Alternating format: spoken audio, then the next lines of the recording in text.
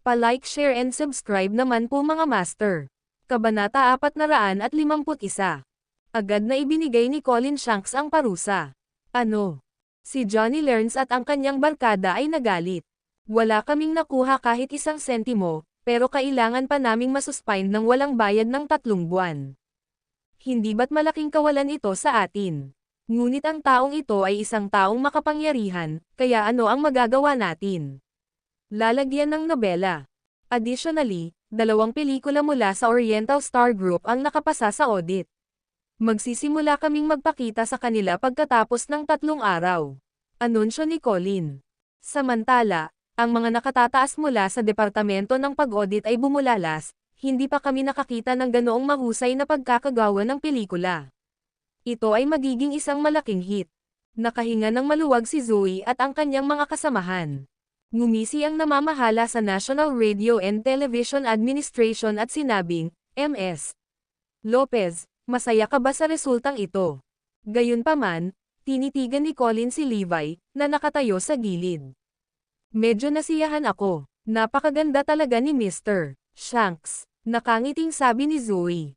Ayos lang, sagot ni Levi. Phew, nakahinga ng maluwag si Colin. Hindi mahalaga kung sino man ang hindi nasisiyahan sa mga resulta, opinyon lang niya ang mahalaga. Mabilis na natanggap ng Shanks Entertainment ang balita.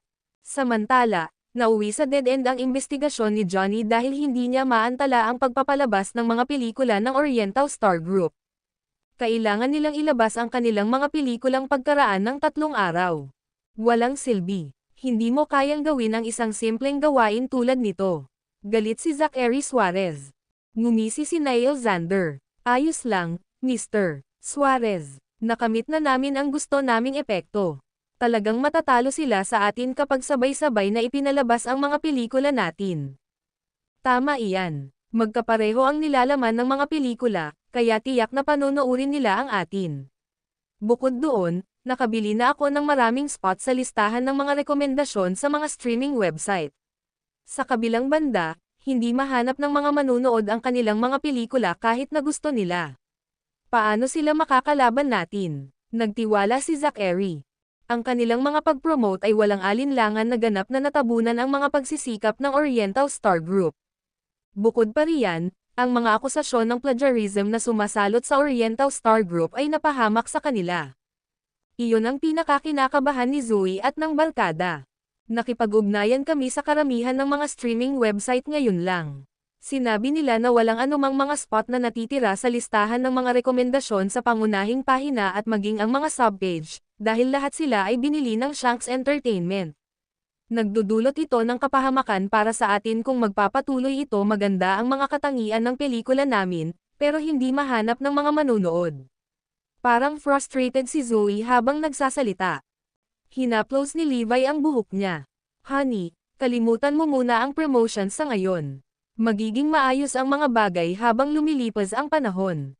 Kapag inihambing nila ang ating mga pelikula sa kanila, tataas ang reputasyon ng ating mga pelikula. Bukod doon, kami ay sikat pa rin mula sa mga akusasyon ng plagiarism. Naghihintay ang lahat na ikumpara ang aming mga pelikula para makita kung kinopya namin ang mga ito. Hahaha, tama ka. Ang aming mga haters ay aming mga tagahanga din.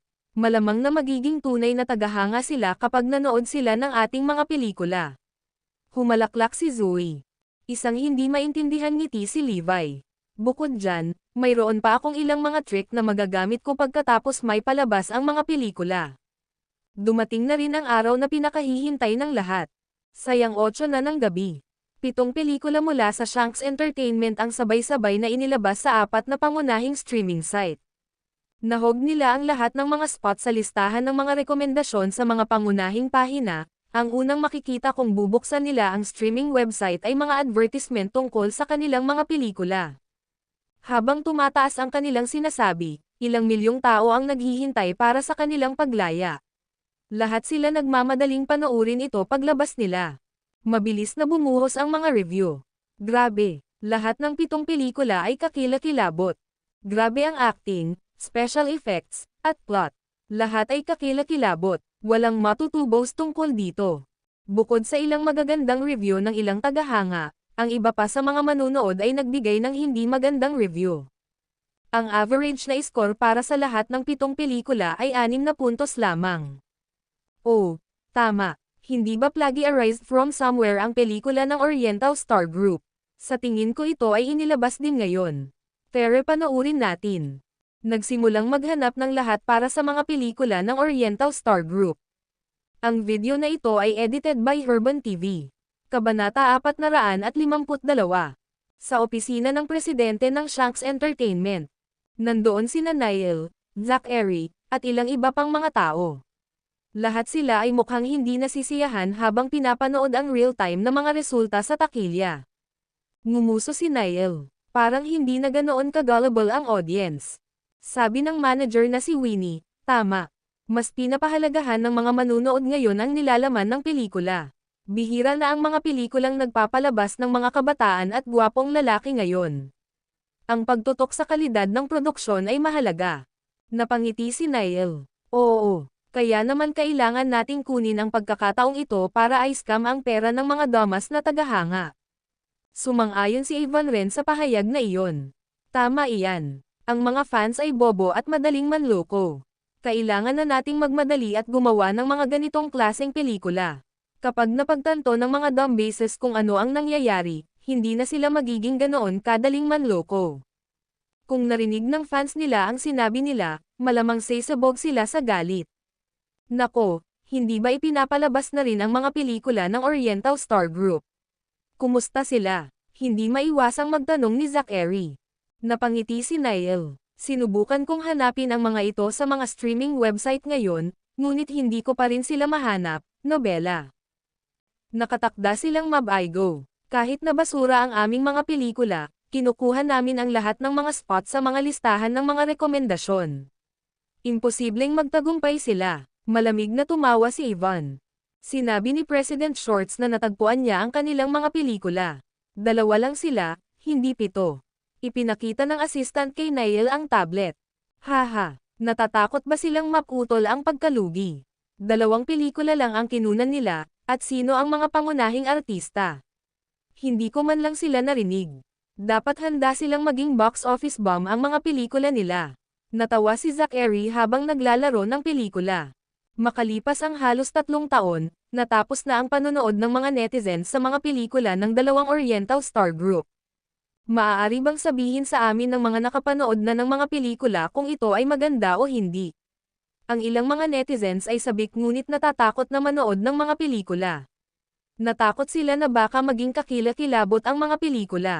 Ang galing. Ito ay talagang napakahusay. Ito ang pinaka-well-produced na pelikulang napanood ko. The plot is well thought out, the art is tasteful, the pacing is appropriate, the special effects are perfect, and the acting was superb. Nagbibigay ako ng 5 bituin sa 5. Palabas na ang pelikulang ito sa mga sinehan. Sobrang nakakamangha. Kailangan kong panoorin ulit. Nagsimulang lumabas ang magagandang review sa internet. Itinuring ng mga netizen na obra maestra ang 2 pelikula ng Oriental Star Group. Isa pa, hindi mga tagahanga ang mga nagbigay ng magagandang review. Sila ang mga nanonambot noon sa Oriental Star Group para sa plagiarism. Nanood sila ng mga pelikula dahil lang sa iskandalo. Nang makita ng mga higher-up sa Oriental Star Group ang magagandang reviews at ang pagsikat ng kasikatan ng 2 pelikula, nakahinga sila ng maluwag. Magaling. Levi, ang galing mo. Niyakap ni Zoe si Levi. Ubo-ubo. Umubo si Levi dahil sa kahihiyan. Namula agad ang mukha ni Zoe dahil nasa opisina si Jerry Wade at ang iba pa. Sa sobrang tuwa niya ay nakalimutan niyang hindi pala sila nag-iisa. Tumawa si Levi. Opisyal na nating simulan ang ating mga promo. Subukang gumawa ng mas maraming atensyon ng publiko hanggat maaari, kabilang ang paggawa ng ginawa ni Niall dati. Sa madaling salita, gawin ang lahat ng iyong makakaya para i-promote ang mga pelikula. Sige, excited ang mga nakatataas. Sa paghusga sa kung paano umuunlad ang mga bagay-bagay, ang 2 pelikula ay maaaring makabuo ng higit pa kaysa sa naisip nila. May trump card pa ako. Gagamitin ko ito ngayong gabi. Tumawa si Levi. Aasahan ko ito. Ngumisi si Levi. Bukod doon, Ang mga taong namamahala sa mga streaming website na iyon ay magsisimulang kumatok sa aming mga pinto sa lalong madaling panahon. Ang video na ito ay edited by Urban TV. Kabanata 453. Ano? Hindi ako makapaniwala na ganito kaganda ang mga pelikula nila. Kahit ako ay engrossed. Tila totoong naaliw si Zack Eri pagkatapos nilang manood ng mga pelikulang nobela. Si Niall, Ivan, at ang iba pa ay balisa. Kumusta naman ang mga pelikula nila? Tingnan mo kung paano umuusbong ang kanilang kasikatan. Wala akong mahanap na isang masamang review. Kahit wala sila sa listahan ng mga rekomendasyon, isa sila sa mga napiling pinakasikat na pelikula ngayon. Tumataas pa rin ang kasikatan nila. Ano ngayon? May dapat ba tayong gawin tungkol dito? Ang mga artista ay balisa at kinakabahan tulad ng mga pusa. Ang katotohanan na ang mga pelikula ng Oriental Star Group ay kamangha-mangha at isang malaking kahihiyan sa kanila. Higit sa lahat, ang mga pangunahing aktor ay ang mga baguhan na nakita na nila noon. Paano sila magaling umarte? Dahil dito ay nakaramdam sila ng galit. Napabuntong hininga ang manager nilang si Winnie. Siya ay mahusay sa paghusga sa kasalukuyang mga pangangailangan ng mga mamimili. Ang mga taong tulad ni Niall ay mas angkop na sumali sa mga variety show o maging isang public figure lamang. Ang pag-arte sa mga pelikula ay lumalabas ng aktwal na kakayahan sa pag-arte, na kulang sa kanila. Ang kasikatan ng dalawang pelikula ng Oriental Star Group ay tumataas sa mga streaming website. Nakuha ko na. Ang katotohanan na sinabi ng Shanks Entertainment na ang Oriental Star ay nangopya ng kanilang mga pelikula ay isang buong daya para sabotahe sila. Mayroon kang 7 pelikula at 2 lang sila, how dare you accuse them of plagiarism? Oo, maihahalin tulad ba ang 7 kakilakilabot mong pelikula sa kanilang 2 obra maestra? Gaano sila kawalan GE? Lahat ay makinig sa akin. Huwag nang manood ng mga kakilakilabot na pelikula. Pumunta at panoorin ang 2 pelikula ng Oriental Star Group sa halip. Ang galing talaga nila. Isang matinding diskusyon ang bumungad sa comment section ng 7 pelikulang pinagbidahan ni Niall at ng iba pa. Habang sinus index ng lahat ang 7 pelikula, ang lahat ay nanood na lang ng 2 pelikula ng Oriental Star Group. Higit pa rito, muling pinasigla ng pangkat ng publisidad ng Oriental Star Group ang talakayan tungkol sa mga akusasyon ng plagiarism upang mas lalong i-hype ang pelikula. Pagkatapos ay ibinalita nila ang nangyari kung saan si Niall at ang kanyang barkada ay kumilos ng mataas at makapangyarihan at huminto sa kanilang mga trabaho. May video pa na patunay kung paano sinabuyan ni Niall si Horace Engler ng tubig, at kung paano niya binugbog si Maurice Lorraine. Nagalit ang mga netizens nang mahuli nila ang balita, at sinimulan nilang bastyusan ang mga artista tulad ni Niall at Ivan. Maging ang kanilang mga tagahanga ay nagsimulang umatake sa kanila. Niall Zander, bakla ka. Ibalik mo sa akin ang pera ko. Ang bastos na ito ay marunong lang manloko ng mga tao. Hindi man lang siya makakilos. Anong basura? Idol ko na si Helena Engler simula ngayon. Baka mawala si Ivan Ren. Hindi karapat-dapat maging artista ang mga baboy na tulad ni Niall Zander. Magiging fan na ako ni Maurice Lorraine mula ngayon. Ang gwapo niya at ang galing umarte. Pagkatapos ng insidenteng iyon, hindi lang nagkaroon ng malaking pagkawalan ng Shanks Entertainment, nasira rin ang reputasyon ni Niall at ng iba pang aktor at aktres. Sa ilang sandali, alam ng lahat ang 7 pelikula ng Shanks Entertainment ay kakilakilabot, wala nang nag-abalang manood sa kanila. Ang tanging nanonood lang sa kanila ngayon ay ang mga gustong mamulong sa kanila. Sa kabilang banda, sumikat ang 2 pelikula ng Oriental Star Group kahit wala sila sa listahan ng mga rekomendasyon. Mabilis nilang nakuha ang una at pangalawang pwesto sa rangkang ng kasikatan. Bang! Basag! Sa sobrang galit ni Zack Eri ay nabasag niya ang tablet sa sahig. Si Niall at ang kanyang mga kasamahan ay may dumadagandong na ekspresyon habang sila ay tumahimik. Sa sandaling iyon, nakatanggap si Zack Eri ng tawag sa telepono. Kumusta, Presidente Shorts? Isa akong kinatawan mula sa Penguin Films. Nandito ako para ipaalam sa iyo na iyong mga pelikula ay sinipa sa listahan ng mga rekomendasyon. Hello, President Shorts, representative ako ng Kiwi Films. Nandito ako para ipaalam sa iyo na masyadong masama ang 7 pelikula ng iyong kumpanya, kaya inalis namin ito sa listahan ng mga rekomendasyon. Kumusta, Presidente Shorts? Ako ay isang kinatawan mula sa Yukon. Ang iyong mga pelikula ay hindi nakakakuha ng sapat na sa atin, kaya pinaplano naming alisin ang mga ito sa listahan ng mga rekomendasyon. Ang video na ito ay edited by Urban TV. Kabanata 454. Nalungkot si Zachary nang matanggap niya ang mga tawag. Hindi niya akalaing tatawagan siya ng mga pangunahing streaming site upang ipaalam sa kanila na aalisin nila ang 7 pelikula sa mga listahan ng mga rekomendasyon, lalagyan ng nobela. Sa kalaunan, wala sa mga pelikulang ginawa nila ang naiwan sa mga listahan ng mga rekomendasyon. Ang lahat ng 7 pelikula ay pinalitan ng 2 pelikula mula sa Oriental Star Group, ang 2 pelikulang iyon ang nangibabaw sa pangunahing pahina ng mga streaming website. Higit pa rito, gumastos si Zachary ng humigit kumulang 5 milyon upang bilhin ang mga spot sa mga listahan ng mga rekomendasyon, habang ang mga pangunahing streaming site ay nag-alok ng parehong bagay sa 2 pelikula mula sa Oriental Star Group sa kanilang sariling kusa nang hindi humihiling ng anumang paraan ng pagbabayad. Ang kasikatan ng 2 pelikula ay patuloy na tumaas. Si Zoe ay nagliwanag nang makita ang real-time na resulta sa takilya. Ang mga gastos sa produksyon ng pelikula ay 200 milyon, nakuha na nila ang malaking kita ay 6 na oras lamang. Sinira nito ang mga record sa takilya ng lahat ng mga pangunahing streaming site. Orihinal na tinansya na aabutin ng humigit kumulang 1 linggo para mabawi ng pelikula ang mga gastos. Panahon na para gamitin ang trump card. Tumawa si Levi. Hindi nagtagal, sabay na nagsimula ng promo ang mga superstar mula sa Erodia, Zach Copeland at Yelda Zamora. Sa susunod, gusto kong magrekomenda ng 2 pelikula, ang galing talaga.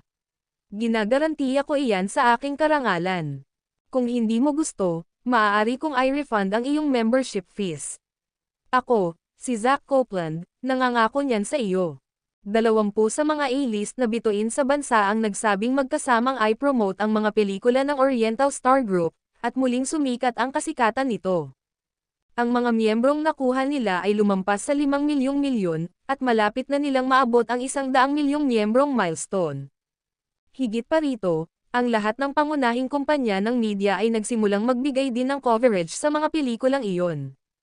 Ang 2 pelikula ay makikita sa tuktok ng industriya ng pelikula. Ang mga eksperto sa industriya ay nasa sabik din. Nagsimulang hulaan ang lahat kung magkano ang kikitain ng mga pelikula sa isang buwan. Ang 1 bilyon ay malamang na isang piraso ng cake. Aabot kaya sila ng 2 bilyon. Ang isang resulta sa takilya na tulad noon ay nakalaan para sa mga pelikulang tradisyonal na ipinapalabas sa mga sinehan. Ngunit ang mga pelikulang nag-stream online ay nakamit ang napakagandang resulta. Ito ay hindi kapani-paniwala. Gayunpaman, habang ang ilan ay nagagalak, ang ilan ay nagdusa. Halimbawa, ang Shanks Entertainment ay isa sa mga nasa isang mahirap na lugar. Ang masamang impluwensya mula sa opinyon ng publiko tungkol sa pelikula mismo ay napakalaki. Naging sanhi iyon ng maraming mamumuhunan na bawiin ang kanilang pagpopondo. Nagsimula na ring tapusin ng kanilang mga artista ang kanilang mga kontrata. Hindi nagtagal, isang krisis ang dumating sa kumpanya, isang bagay na hindi inaasahan ni Zachary. Pagkatapos ng lahat, ang pakikipagsapalaran ng pamilya Shanks sa industriya ng entertainment ang kanilang pinakamalaking tagumpay.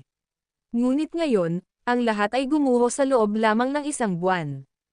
Tumawag ang ama, tiyuhin, at lolo ni Zachary para kagalitan siya. Mga walang kwentang basura, hindi ka man lang umarte. Bakit ka pa umaarte? Anong ginagawa mo? Naglabas ng galit si Zachary kay Niall, Yvonne, at sa iba pang artista. Sampal. Sinampal niya sila ng mariin, wala silang lakas ng loob na sabihin. Magwala ka, umalis ka na dito, ibalik mo sa akin ang mga sweldo mo. Papatayin ko ang sino mang gustong magtago ng pera. Galit na gumalaw si Zachary at pinalayas ang lahat ng tao. Nang lumabas ang mga aktor, may pinag-usapan si Niall sa kanyang team at manager. Hindi namin akalain na may mangyayaring ganito. Hindi na tayo pwedeng magstay sa Shanks Entertainment. Sagot ng manager na si Winnie, ang iyong reputasyon ay labis na nasira. Hindi na natin ito magagawa pa. Paano kung bumalik tayo sa Oriental Star Group? Nag-aalalang tanong ni Yvonne, kaya ba talaga natin iyon? Buntong hininga. Tiyak na magagalit sila, ngunit kahit anong mangyari, maaari pa rin tayong magdala ng kita sa kanila. Hindi ko akalaing hindi na nila tayo babawiin. Sabi ni Winnie. Tumanggaw si Niall. Tama iyan. Pagkatapos ng lahat, kami ang pinakamahalagang artista doon. Wala na silang iba maliban sa amin. At ang mga baguhan, hindi man lang sila nakaranas. Ang video na ito ay edited by Urban TV. Kabanata 455. Dapat hindi na tayo umalis. Mas maganda sana ang direksyon ng mga pelikulang iyon. Ang aming kayamanan at reputasyon ay tumaas din. Bumalik na tayo at ipaplano ang mga iyon para sa atin, malamig na sabi ni Ivan. Pakiramdam niya ay sikat si Helena at Maurice dahil ang pelikula mismo ay maganda. Sa susunod na umaga, MS, gusto kang makilala ng mga manager ni na Lopez, Niall Zander at Ivan Ren. Lumapit sa kanya si Jerry Wade at sinabing, sige, papasukin mo sila. Isang posse ng mga tao ang nagpakita sa opisina nang wala sa oras. MS, Lopez, kami ay tanga. Nagkamali tayo. Patawarin mo kami, sabi ng manager na si Winnie. Napangiti si Zoe. Ayos lang. Gusto lang ninyong lahat na pumunta sa isang mas magandang kumpanya. Mas malakas talaga sila sa atin. Talagang nagkamali tayo. Umaasa kaming muling sumali sa iyong kumpanya ngayon. Pagkatapos ng lahat, kami ay dating isang club, at kilala namin ang isa't isa. Napangiti si Winnie. Sa sandaling iyon, biglang sumulpat si Levi at nanunuya, how shameless can get. Di ba sabi mo pagsisisihan natin ang ginawa natin? Anong nangyari noon? Nandito ka ba para matikman ang ating yaman ngayong sumikat ang ating mga pelikula? Nakaramdam ng galit si Niall at ang iba pa, ngunit kailangan pa rin nilang pigilan ang kanilang galit. Total naman sila ang humihingi ng pabor. Tinitigan ni Niall si Zoe at nagtanong, MS. Lopez, maaari mo bang sabihin sa amin kung ano ang dapat naming gawin upang makasali muli sa iyong kumpanya? Magsasalita pa sana si Zoe nang pigilan siya ni Levi. Ang muling pagsali sa Oriental Star ay isang piraso ng cake. Kailangan mo lang ipakita sa amin kung gaano ka sincere. Paano kung lumuhad dito ng 6 na oras? Hindi naman dapat ganoon kahirap diba? Ikaw, malapit nang magwala si Niall bago siya pinigilan ni Winnie. Sige, sumasang-ayon kami dyan. Sana tuparin mo rin ang pangako mo. Oo, ipinapangako ko. Garantisado si Levi. Thud. Thud. Si Niall at ang iba ay lumuhad sa lupa, na ikinatuwa ng lahat. Sa bagay, matagal na silang binubuli ni Niall at ng kanyang barkada. Lumuhad sila sa loob ng 6 na buong oras, at si Niall ay lubos na napahiya. Phew, bumantong hininga siya at malamig na ngumiti. Sige, 6 na oras na tayong nakaluhod. Sana ay tuparin mo ang iyong pangako. Anong pangako? Tanong ni Zoe. Hindi ba't sinabi mo na kung lumuhad tayo sa loob ng 6 na oras ay hahayaan mo kaming muling sumali sa Oriental Star Group? Halos sigaw ni Niall. Napangiti si Zoe. Pumunta ka at hanapin ang nangako sa iyo niyan. Yung lalaking katabi mo ngayon lang nangako sa amin yan.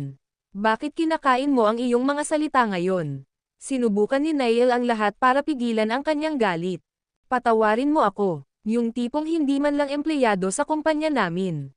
Ginawa mo lang ba talaga ang sinabi niya? Humalaklak si Jerry. Ha ha ha, nagtawanan din ang iba. Niloko mo ba kami? Hindi nagtagal ay napagtanto ni Niall at ng kanyang club na sila ay naloko. Wala kaming pananagutan yan. Hindi mo pa nakikita ang lalaking iyon, hindi ba? Si Niall ay nakipagpalitan ng nakakatakot na tingin sa kanyang club dahil alam nilang may katuturan siya. Talagang hindi pa nila nakita noon. Papatayin kita. Tuluyan nang nawala ang galit ni Niall. Security, itaboy mo sila. Sinipa ng mga security guard si Niall at ang kanyang team palabas ng gusali. Nataman ni Zachary ang isang tuod. Nagsimula siyang magtanong tungkol sa kung ano ang nangyayari sa South City. Kasabay nito, may ilang balita sa dark web ngayon. Si Stepdad, ang boss ng Morris Group ay walang kawili-wiling background, ngunit siya ay napakasly at methodical. Iyon ay kung paano niya nagawang wasakin si Winston Gonzales at ang kanyang mga kaalyado. Sabi ni Fernand Yates. Tumigil si Scott sa pagpihit ng prayer beads sa kanyang kamay nang dahan-dahan niyang iminulat ang kanyang mga mata at malamig na sinabi, sige. Magsimula na tayo ngayon. Ang pinakakilalang karakter sa Quebec ay malapit nang gumawa ng kanyang paglipat. Ang video na ito ay edited by Herban TV. Kabanata 456. Stepdad, may dadalhin ako doon. Nagboluntaryo si Fernand Yates. Sige, dalhin ang Bones, Titan, at Golem sa iyo. Ang katotohanang kakayanin nila ang Black and White Guards ay nagtataguyod na sila ay napakalakas. Utos ni Scott Yates. Ang kanyang apat na makapangyarihang general ay individual na mas malakas kaysa sa Black and White Guards, kaya ang katotohanan na ipinadala ni Scott ang tatlo sa kanila ay isang patunay ng kanyang katatagan. Nag-alinlangan sandali si Fernand habang sinabing, Stepdad. Walang pinag-uusapan ang pagdadala ng typhoon. Masyado siyang intensyon na pumatay. Kinailangan ng maraming pagsisikap sa nakalipas na ilang dekada sa pagsisikap na paamuin siya, kaya hindi namin kayang hayaan siyang patayin ang lahat sa Northampton. Sabi ni Scott. Ang apat na makapangyarihang general sa ilalim ni Scott ay lahat ay may kani-kanilang individual na lakas. Ang mga buto ay walang awa at walang pakialam. Sa isang underground boxing battle kung saan kailangan niyang harapin ang ilang daang kalaban ng sabay-sabay, hinugot niya ang tadyang ng isang tao at ginamit ito bilang sandata para patayin ang lahat. Si Titan ay napakahusay sa pakikipagbuno mula pa noong siya ay bata pa. Parang hayop si Golem dahil kasing tigas ng bakal ang kanyang katawan. Ang mga normal na sandata ay hindi makabulok sa kanya. Gayunpaman, ang pinakamalakas sa kanilang lahat ay ang Typhoon. Siya ay pinalaki ng isang organisasyon ng asasin mula pa noong siya ay bata pa. Ang organisasyon ay umampon ng 100 ulila at ginawa silang lumaban at pumatay sa isa't isa pagkatapos ng ilang taong pagsasanay. Tanging ang huling anak na natitira ay may karapatang pumasok sa organisasyon. Si Typhoon ang pumatay sa lahat ng kanyang mga kasama at nakalabas ng buhay. Ang kanyang hangarin na pumatay ay napakalaki, at hindi bababa sa 700 tao ang napatay niya. Kapag na-trigger ang kanyang bloodlust, hindi na siya mapigilan. Minsang nahuli si Scott noong isang digmaan sa underground scene ng Quebec, at ang Typhoon ay pumatay ng ilang libong tao para iligtas lang siya. Nakakuha siya ng kasiyahan mula sa pagpatay, at siya ay literal na tagapagbalita ng kamatayan. Iyon ang dahilan kung bakit hindi hinihiling ni Scott ang kanyang serbisyo maliban kung ito ay kinakailangan dahil ang Typhoon ay nagdudulot ng buong kaguluhan ng mga sakuna. At saka, silang tatlo ay sapat na para humawak sa Morris Group. Hindi ko kayang panagutin ang mga kahihinatnan na maaaring mangyari kung gagamitin natin ang Typhoon sa pagkakataong ito. Napabuntong hininga si Scott. Hindi makapaniwala si Fernand. Ano, Stepdad, bakit mayroon kang isang bagay na hindi mo kayang pananagutan? Paano ito posible? Nakalimutan mo na ba kung sino ang nasa Northampton ngayon? Tanong ni Scott. Nag-iba ang ekspresyon ng mukha ni Fernand na takot na sinabi niya, ang tinutukoy mo ba ay ang Diyos ng digmaan? Oo, tiyak na magbubulag-bulagan siya sa santukan sa Northampton, ngunit kung pumunta si Typhoon doon at gumawa ng gulo, maaaring personal siyang lumabas para harapin ito. Si Scott ay natatakot sa Diyos ng digmaan. Wow, Stepdad, ang bait mo talaga. Hindi ko naisip yon. Pupunta ako ngayon sa Northampton kung ganoon. Puntahan mo na at ayusin mo ang isyong iyan dali. Panatilihing mababa ang profile. If things spiral out of control, hindi na kita matutulungan, paalala ni Scott sa kanya. Nang umalis si Fernand, isang lalaking casual ang pananamit at katamtaman ang hitsura. Siya ang harbinger of death, Typhoon. Sabi niya, narinig ko na ang God of War ay may isang team na tinatawag na Five Great Wars Regiment, at lahat sila ay pambihira. Gusto ko silang hamanin. Hahaha, Typhoon. Ano ang sinasabi mo? Imposibleng masaktan natin sila. Gaano man tayo katatag, tayo ay mga mortal pa rin, at sila ay mga Diyos. Maaari silang patayin sa isang pitik lang ng kanilang mga daliri. Nang malaman ni Sebastian ang mga plano ni Fernand, tumungo siya sa Northampton kasama si Fernand. Narito ang tatlong makapangyarihang general. Akala ko isa lang sa kanila ang ipapadala ni Mr. Yates sa atin. Natuwa si Sebastian nang makita niyang si Bones at ang dalawa pang makapangyarihang general ay papasok sa parehong misyon. Naisip niya na isa lamang sa kanila ang kinakailangan upang malutas ang problema, hindi niya inaasahan na ipapadala ni Scott ang tatlo sa kanila ng sabay-sabay. Ito ay isang piraso ng cake. Siguradong mapawi ang Morris Group, nobela. Northampton, hintayin mo na lang ang galit ng South City. Ang video na ito ay edited by Herban TV. Kabanata 457. Excited si Sebastian nang makarating sila sa Northampton. Si Zachary at ang kanyang mga kaibigan, na nakatanggap ng balita ng kanilang pagdating, ay naghihintay sa kanila sa highway. Ginoo, Yates, Sebastian, inaapi na tayo mula pa nang galing tayo sa South City. Patuloy kaming binubuli ng mga tao sa Northampton dahil wala kaming kasama, kaya't napakabuti at narito ka na. Kaya nilang sirain ang sarili nila. Sabi ni Zachary. Ang lahat ay nagsimulang mag-exaggerate tungkol sa kung ano ang nangyari sa kanila sa panahon ng kanilang pananatili sa Northampton, at iyon ay nagpagalit kay Sebastian at Fernand. Sa ibabaw, si Fernand ay tila poised at methodical, tulad ng isang tusong Zorro. Gayunpaman, siya ay talagang isang ruffian.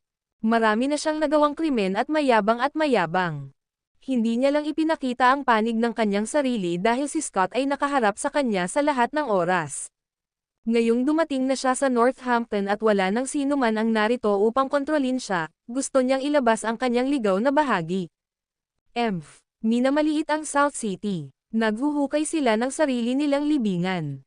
Galit na bulalas ni Fernand. Ginoo, Yates, ano ang susunod nating gagawin? Tanong ni Sebastian. Hindi ba pangkaraniwang sinuportahan ng pamilya Rogers ang Morris Group? Pupunta tayo sa mga tirahan ng pamilya Rogers kung ganoon. Isang nagbabantang kislap ang sumilay sa mga mata ni Fernand. Samantala, sa bahay ng pamilya Rogers. Ang pamilya Rogers ay magkasamang naghahapunan. Ang kayamanan ng pamilya Rogers ay umusbong kamakailan, ang kanilang mga ari-arian ay lumampas na sa 100 bilyon ang halaga.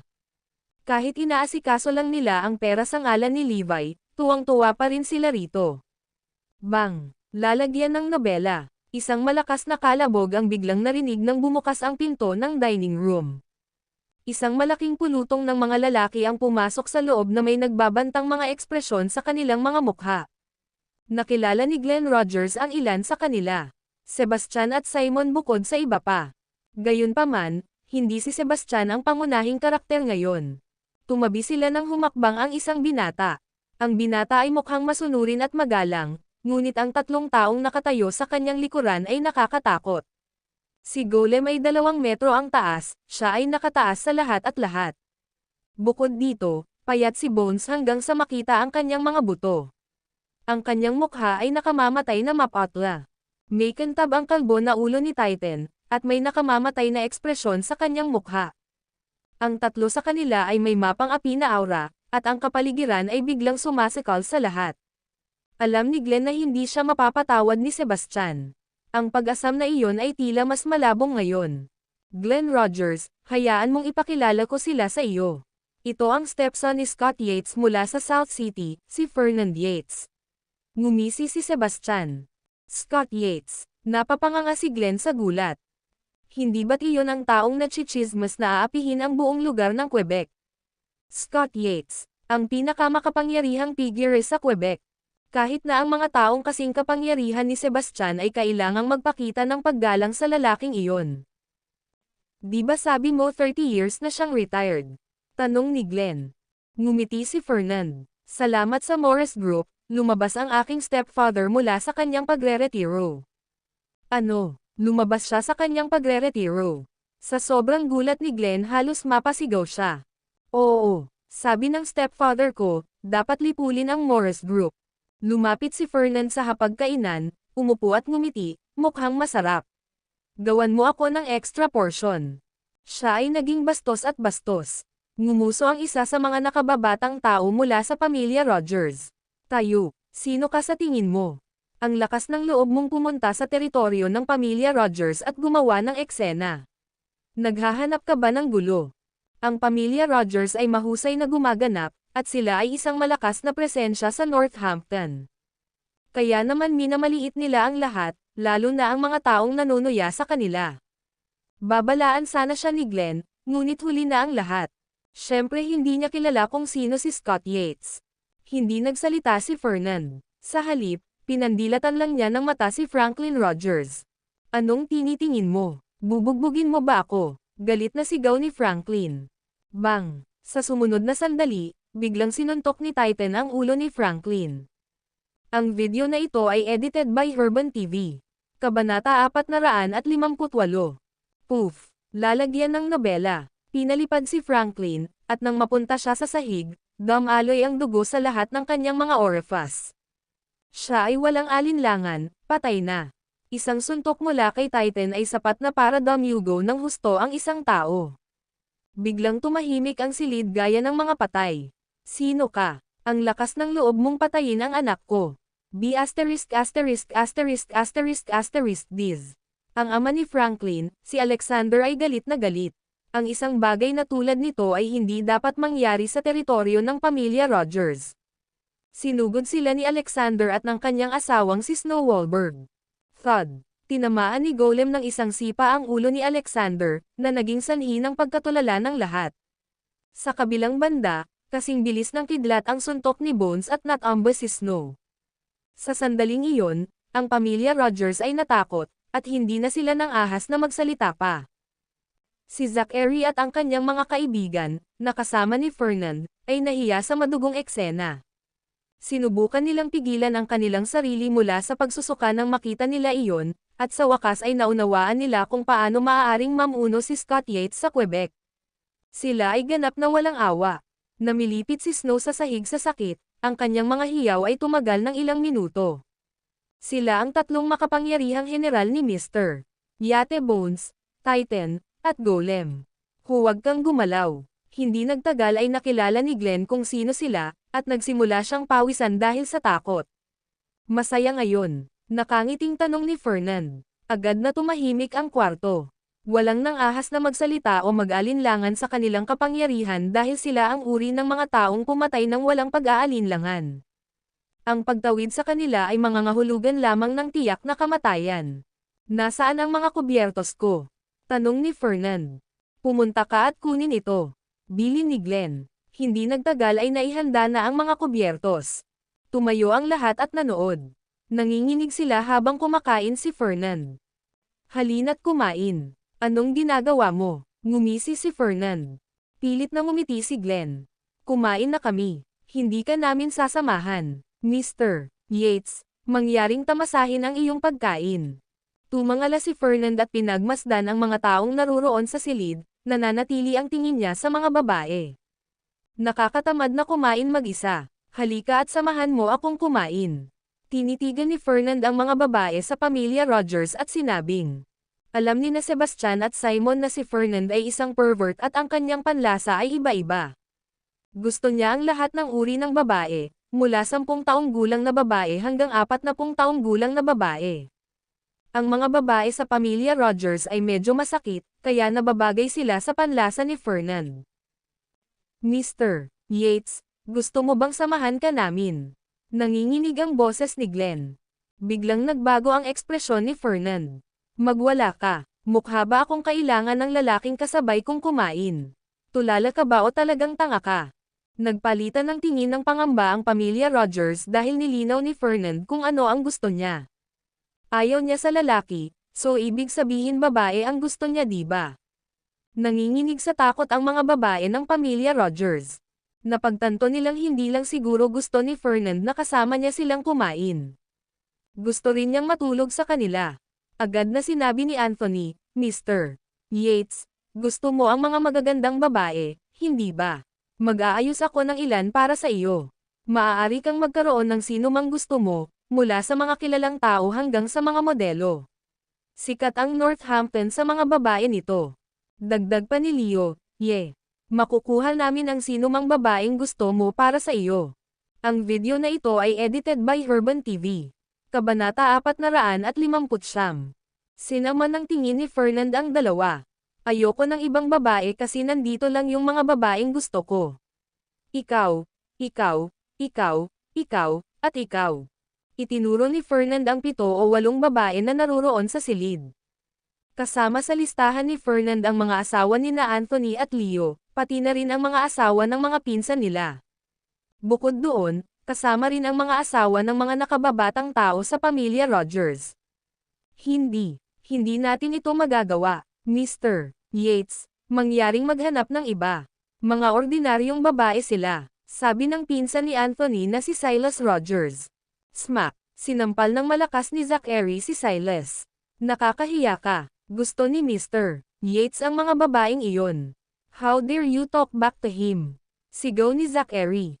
Hinaplos ni Silas ang kanyang mukha at naaawang sinabi, pero asawa ko iyon. Hindi. Ibig sabihin hindi. Nobela. Dumagundong. Lumapit sa kanya si Golem na kasing tangkad ng malaking bato at binuhat. Wham! Malakas niyang ibinagsak si Silas sa sahig. Basag. Manalo ng 21M gamit ang iyong 5 piso. Ang kaluskos na tunog ay nagpapakita na nabali ang baywang ni Silas. Namanhid ang lahat ng marinig ang sigaw ni Silas, at ramdam na ramdam nila ang paglamig ng kanilang dugo. Magsalita ka pa, tumawa si Zachary. Anong ginagawa mo? Pumunta ka kay Mr. Yates, utos ni Zachary. Lumapit kay Fernand ang asawa ni Silas at ang iba pang mga babae. Hinayla ni Fernand ang 2 babae sa kanyang mga bisig, at nagsisigawan sila habang pinalibutan sila ng ibang mga babae. Hinahaplos at hinahalikan sila ni Fernand paminsan-minsan. Anong ginagawa ninyong 2? Tinitigan ni Zachary ang mga asawa ni na Anthony at Leo na sina Fiona at Maribel. Pagkatapos ay humakbang siya at pilit silang hinayla papunta kay Fernand. Agad na binaril ni na Fiona at Maribel sina Anthony at Leo na mukhang desperado. Hindi. Oo. Hindi sa iyong wildest pangarap. Paano mapapahiya ng ganito ang ating mga asawa? Mariing nagprotesta ang magkapatid na Anthony at Leo at akmang susugurin nila si Fernand. Gayunpaman, nilapitan din sila ni Bones at Titan. Naramdaman ni na Anthony at Leo na sumikip ang dibdib nila dahil nakaramdam sila ng nakakatakot na aura. Hindi. Agad na pinigilan ni Glenn sina Anthony at Leo dahil ayaw niyang mamatay ang kanyang mga anak. Anthony, Leo, walang magawang sigaw ni na Fiona at Maribel. Pagkatapos ay nakulong sila sa mga bisig ni Fernand at binastos. Ang mga lalaki sa pamilya Rogers ay nanood habang ang kanilang mga asawa, anak na babae, at kapatid na babae ay nilalabag, ngunit wala silang magawa kahit na sila ay galit na galit. Nakatitig lang sila habang nangyayari ang eksena. Ito ay lubos na nakakahiya.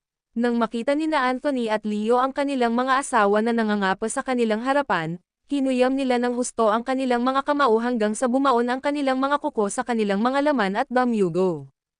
Nakaramdam sila ng kalungkutan kaya nagsimulang tumulo ang mga luha sa kanilang mukha. Labas. O gusto mong manatili at manood ng palabas? Humalaklak si Fernand. Galit na galit ang mga lalaki sa pamilya Rogers na halos mawala ang kanilang mga marmol dahil alam nila kung ano ang gagawin ni Fernand.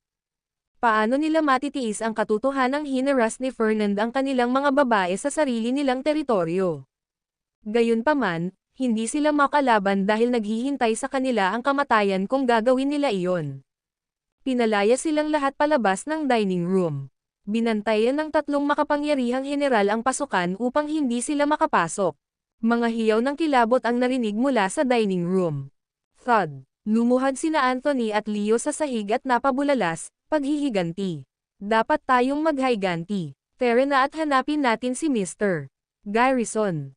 Nagpalitan ng tingin ang magkapatid. Ang video na ito ay edited by Herban TV. Kabanata 460. Ganon din ang iniisip ni Glenn. Si Levi lang ang makakalaban kay Scott. Siya lang ang tanging pag-asa ng pamilya Rogers.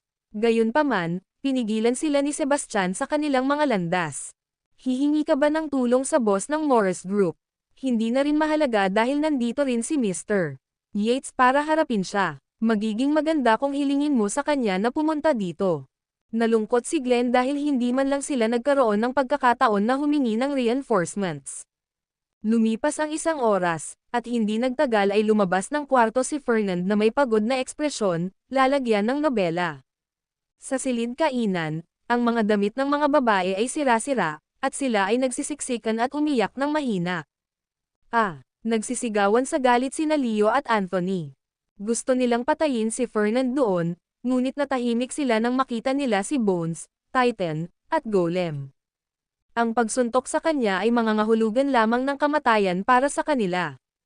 Simula ngayon, dito na tayo titira.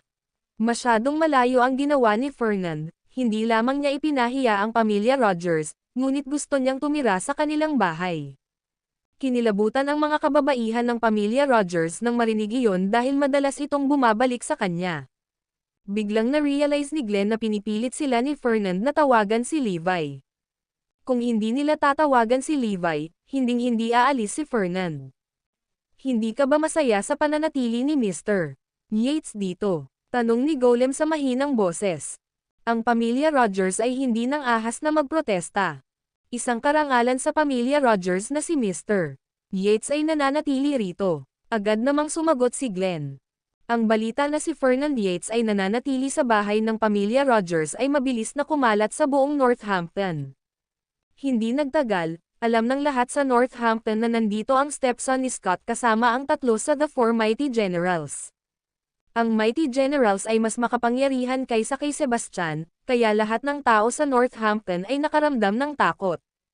Ang mga makapangyarihang general ang siyang ng api sa Quebec, at ang kanilang pagdating ay nagtatakda ng mga taong nagretiro sa loob ng 30 taon ay nakalabas na sa kanyang pagre-retiro. Bukod pa riyan, talagang kasuklam-suklam ang ugali ni Fernand Yates. Dumiretso siya sa pamilya Rogers pagkarating niya sa Northampton, pinatay ang ilan sa kanilang mga lalaki, at ginahasa ang kanilang mga babae. Nakatira pa nga siya sa bahay ng pamilya Rogers ngayon. Higit pa rito, napilitan si Glenn Yates na ipaabot ang kanyang pinakamataas na pagtanggap kay Fernand at bigyang kasiyahan ang bawat pangangailangan niya. Handa siyang magpakababa para protektahan ang pamilya Rogers. Alam ni Glenn kung magagalit sila sa tatlong Mighty Generals, malamang napatayin nila ang buong pamilya Rogers. Samantala, sa gabi, 7 o 8 beses na binisita si Fernand sa bahay ng pamilya Rogers. Nagsuot siya ng bathrobe at inikat ang kanyang baso ng alak habang tumatawa at sinabing, "Sobrang pinigilan ako ng aking stepfather noong araw. Ganito dapat ako mamuhay. Sa tingin ko kailangan kong i-extend ang aking pananatili sa Northampton." Nangangahulugan ang pagiging nasa Northampton na magagawa niya ang anumang gusto niya. Medyo sikat ang 2 pelikulang ito ngayon. Nakikita ko sila kahit saan. Medyo magaling ang pangunahing aktres. Balita ko rookie siya, natutuwang sabi ni Fernand. Agad namang sinabi ni Zachary na tumabi sa kanya, "Mr. Yates, alam ko kung sino ang pangunahing aktres. Ang kanyang pangalan ay Helena Engler, at siya ay nasa ilalim ng Oriental Star Group." "Oh, kilala mo siya?" Tumangala si Fernand at nagtanong. "Dadalhin ko siya sa iyo kung interesado ka." Humalaklak si Zachary. Tinapik ni Fernand si Zachary at napabulalas, "Good. Alam mo ang iyong lugar. Mapalad ang pamilya Suarez na magkaroon ng isang tulad mo. Ihahatid ko siya ngayon din." Pero, nag-aalangan si Zachary. Baka sa mukha ni Fernand ang pagkadismaya. "Anong mali? Bakit ka nauutol? Napakaganda din ng babaeng presidente ng Oriental Star Group na si Zoe Lopez. Hayaan mong ipakita ko sa iyo ang ilang mga larawan niya." Gusto ni Zachary na ibang tao ang gumawa ng maruming gawain para sa kanya. Ang video na ito ay edited by Herban TV. Kabanata 461. Dahil hindi ganoon kadaling sabutahe si Levi, hahayaan kong si Fernand ang gumawa ng maruming gawain para sa akin. Naningkit ang mga mata ni Fernand nang makita ang mga larawan. Paano ang ganda niya? First time kong makakita ng kasing ganda niya. Gulat na bulalas ni Fernand. Ngumisi si Zachary. "Ginoo, Yates, I guarantee na mas maganda pa siya sa totoong buhay. Sige, iiwan ko ito sa iyo. Dalhin mo siya sa akin ni Helena." Nagsimulang manig ang pagnanasa sa sentido ni Fernand. Sumama sa usapan nila si Sebastian. "Ginoo, Yates, may irerekomenda din ako sa iyo. Ang Vice President ng Morris Group, si Iris Annabel, ay isang kagandahan din. Maaaring hindi siya kasing ganda ni Zoe Lopez, pero sinisigurado ko sa iyo na looker siya." "Hahaha, wala akong pakialam kung maganda ba itong si Iris o hindi. Gusto ko lang siya dahil siya ang Vice President ng Morris Group." Isang baliw na ekspresyon ang lumitaw sa mukha ni Fernand. Bahagyang nag-alinlangan si Zachary habang awkward na sinabi, "Mr. Yates, kaya kong dalhin dito si Helena Engler, pero hindi ako naglalakas loob na gawin iyon kina Zoe Lopez at Iris Annabel dahil may nangyaring masama sa akin noon. Talunan. Bones, sumama ka sa kanya. Ikinaway ni Fernand ang kanyang mga kamay. Sige, ipinapangako ko na dadalhin ko sila sa iyo. Garantisado ni Zachary habang may sumili ng ngiti sa kanyang mukha. Si Helena ang naging usap-usapan kamakailan, nagkaroon siya ng mga sumusunod na ilang milyong tagahanga. Sa kabila nito, nanatili pa rin siyang mapagpakumbaba at hinahasa ang kanyang craft tuwing gabi. Bang! Biglang bumukas ang pinto, at lumitaw ang isang napakapayat at nakamamatay na maputlang lalaki. Nanginginig sa takot si Helena. Anong gusto mo? Sumama ka sa akin. May gustong makipag-inuman sa iyo. Sakto sa sinabi niya na nagpakita siya sa harapan niya, at nawalan siya ng malay, lalagyan ng nobela. Susunod na sina Zoe Lopez at Iris Annabel. Magkapit-bahay sila. Humalaklak si Zachary. Hindi nagtagal, lumitaw sila sa Bayview Garden. Katatapos lang maligo ni Iris at nagbabasa ng ilang balita tungkol sa pananalapi gamit ang isang tablet. Sa sandaling iyon, umihip ang hangin mula sa sahig, itinaas ang mga kurtina. Hindi ba't isinara ko ang bintana? Tumayo si Iris at isara ang bintana nang biglang lumitaw ang isang pares ng payat at maputlang kamay mula sa likod ng kurtina. Napasigaw siya sa sobrang takot. Maya-maya pa ay dumating na si Zachary at ang kanyang mga kasamahan. Nice to meet you, Ms. Annabel. Si Mr. Yates ay nagpaabot ng imbitasyon sa iyo. Malamig na sabi ni Bones. Sino si Mr. Yates? Hindi ko nga siya kilala eh. At saka, lumalabag ka sa ari-arian ko, at iligal iyon. Galit na sigaw ni Iris. Sa tingin ko kailangan nating gawin ito sa mahirap na paraan. Lumapit si Bones kay Iris sa isang iglap at pinatay siya ng malamig. Susunod na si Zoe Lopez. Sumili ang isang baliw na ngiti sa labi ni Zachary. Kung ikukumpara sa Morris Group, ang nakikita niyang kaaway ngayon ay sina Levi at Zoe. Kailangang mahuli si Zoe, at kailangang patayin si Levi. Ito ang pinakamagandang pagkakataon na mayroon ako. Ipapapatay ko si Bones kay Levi para maipaghiganti ko ang kapatid ko. Ginoo, Bones. Things might be a little dangerous from now on, biglang sabi ni Zachary na may takot sa boses. Natarante si Bones. Mapanganib. Maaaring hindi mo alam ito, ngunit ang asawa ni Zoe Lopez, si Levi Garrison ay isang taong sanay sa pakikipaglaban. Malaking kawalan ang dinanas ng pamilya Suarez dahil sa kanya. Natatakot akong makipag-ugnayan sa kanya. Nanginginig si Zachary habang nagsasalita. Anong basura? Kahit isang maliit na prito hindi mo kaya. Nanunuya si Bones. Saka siya naglakad papunta sa bahay ni Levi. Isang matamis na ngiti si Zachary. Nakuha ko siya. Levi, humanda ka sa iyong kamatayan. Mabilis niyang naabutan si Bones. Ang video na ito ay edited by Herban TV. Kabanata 462. Pagpasok nila sa bahay ni Levi, napagtanto nilang walang tao. Wala ba siya dito? Nilaibat ni Zachary ang paligid at wala siyang makitang tao. Saan siya nagpunta? Pumunta ka at hanapin mo siya. Utos ni Zachary sa kanyang mga nasasakupan. Ikinaway ni Bones ang kanyang kamay at sinabing, hindi na kailangan iyon. Ibabalik natin ang dalawang tao dahil naghihintay si Mr. Yates. Sige, isasama ko si Zoe kapag nalaman ko kung nasaan siya. Pagkatapos, pinapunta sina Helena at Iris sa bahay ng pamilya Rogers. Nagningning sa tuwa ang mga mata ni Fernand nang makita kung gaano sila kaganda. Akala niya worth it ang paghihintay niya. Gayunpaman, dumating na siya dahil hindi niya mapigilan ang sarili niya ngayon. Kaya naman kailangan niyang maghintay pa ng ilang sandali para ma-rape ang dalawang babae.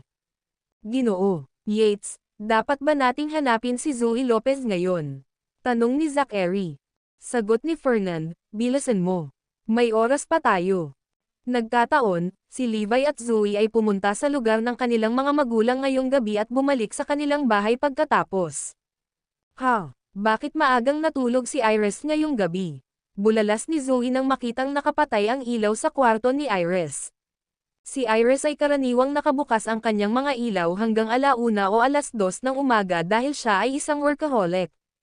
May mali. Masama ang pakiramdam ni Levi dahil nakatanggap siya ng balita mula sa 9 na dumating si Fernand Yates sa Northampton.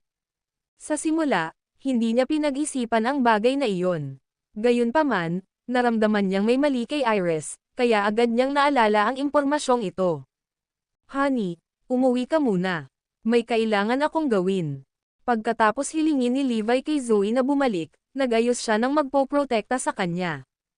Agad namang nagmamaneho si Asher Dragon para sunduin sila nang lumabas sila sa Bayview Garden. God of War, si MS. Annabelle ay dinukot kasama si Helena Engler.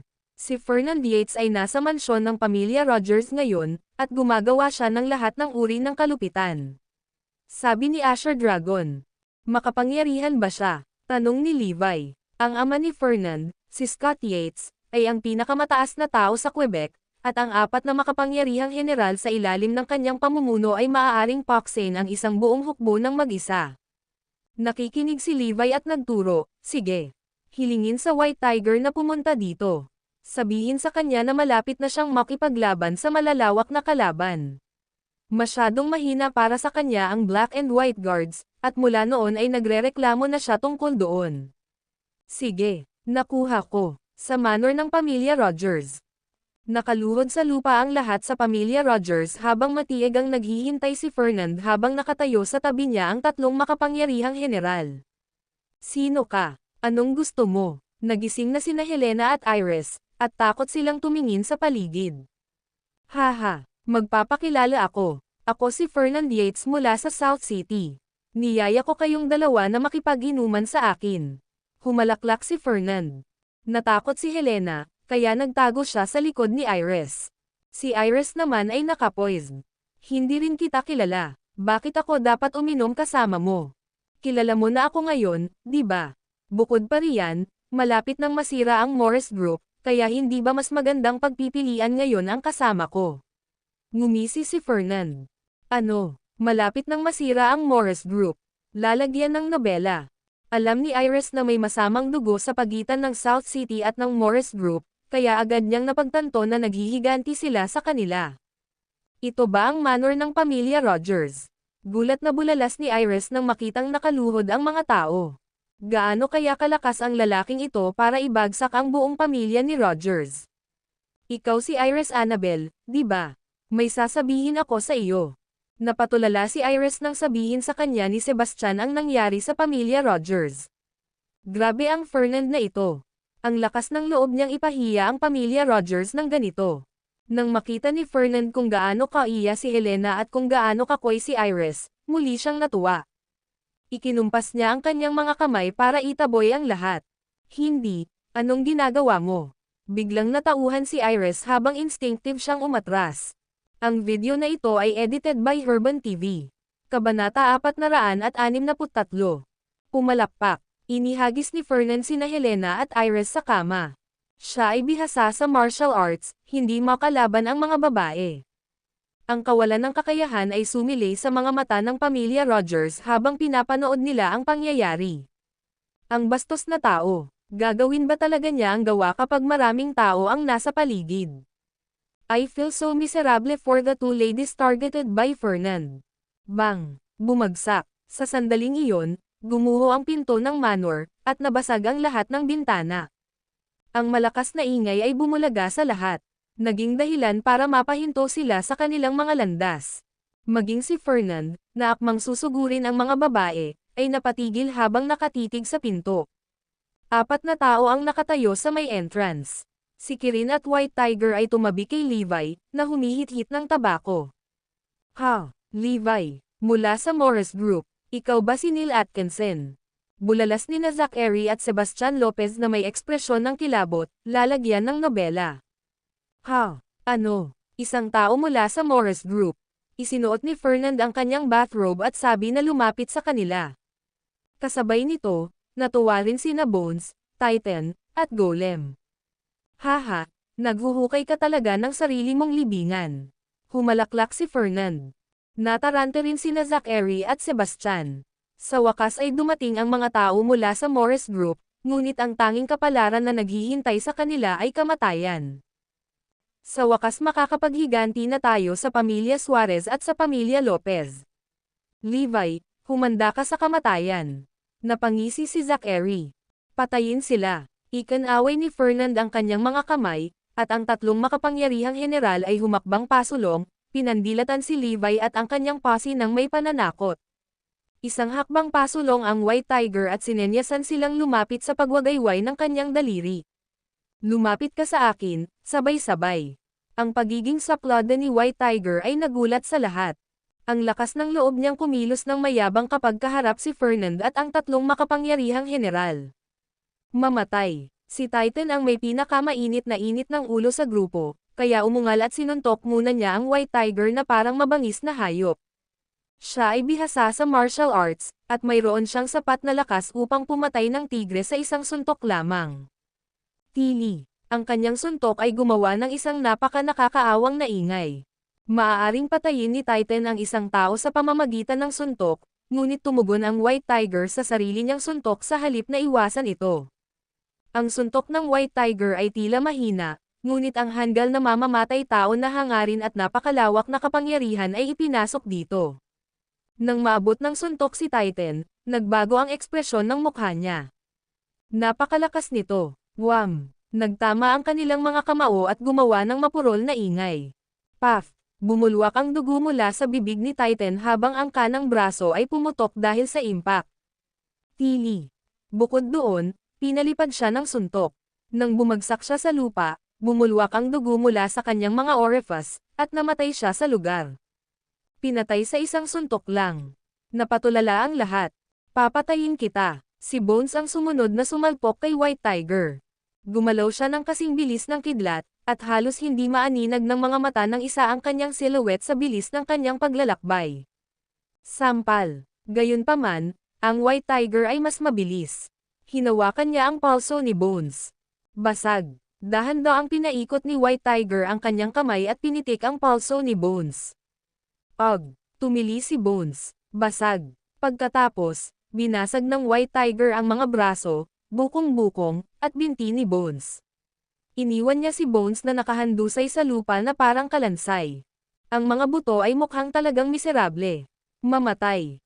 Sa susunod na sandali, ang napakalaking tangkad ni Golem ay bumungad sa White Dragon habang siya ay bumagsak. Bang! Hinawakan ng White Tiger ang ulo ni Golem at binasag ito sa lupa. Bang! Bang! Bang! Matapos ang 8 sunod-sunod na suntok, dagwang gulo ang ulo ni Golem, at may nakatatak na malaking dent dito. Pumalakpak. Bumagsak sa lupa ang napakalaking katawan ni Golem na may matunog na thud. Tinalo ng White Tiger ang tatlo ni Fernand Yate sa 4 Mighty Generals ng mag-isa. Ang video na ito ay edited by Herban TV. Kabanata 464. Matapos talunin ng White Tiger ang tatlong tao, naglabas siya ng malinis na panyo at pinunasan ang kanyang mga kamay. Ngumisi siya. Ang huling lalaki ay medyo matibay. Kinailangan ko ng 8 buong suntok para patayin siya. Lahat ay nagpipigil ng hininga at tumahimik dahil hindi ito inaasahan ng sinuman. Kung tutuusin, iyon ang mga nakakahiyang killing machine mula sa Quebec. Kinatatakutan pa nga sila ng The Black and White Guards, pero natalo sila ng isang solong lalaki. Sa wakas ay napagtanto ni Sebastian na siya ay nagkakamali. Noong una ay inakala niya na ang Black and White Guards ay nagkaroon ng mabagal na labanan laban sa White Tiger, ngunit ngayon ay napagtanto niya na hindi man lang sila nagkaroon ng pagkakataon laban sa kanya. Sa kabilang banda, sa sobrang takot ni Zachary ay halos naiihi na niya ang kanyang pantalon. Nanginginig sa takot si Fernand habang nakatitig sa White Tiger. Hindi. Imposible ito. Para kay Fernand, ang 4 na makapangyarihang general ay ang pinakamalakas na mandirigma sa paligid, hinding-hindi sila matatalo. Gayunpaman, natalo sila sa isang iglap ng isang tao. Ang mga palagay ni Fernand ay ganap na nawasak. Ikaw si Fernand Yates, di ba? Dahil dumating ka sa Northampton, manatili dito magpakailanman. Biglang sinipal ni White Tiger ang dibdib ni Fernand. Paf! Lumipad si Fernand ng napakalayo at malakas na nontog sa pader. Isang malawak na bahid ng dugo ang nabuo sa dingding, na nagpapakita ng pagpanaw ni Fernand. Hihingal. Nabaliw ang lahat nang makita ang maraming bitek sa dingding. Tao ba siya? Ito ay kabaliwan. Lalagyan ng nobela. Ganap na kabaliwan. Ngumiti si White Tiger, at tila natuwa siya sa mga kalaban niya ngayong gabi. May stepfather siya, di ba? Sana mas malakas siya dito.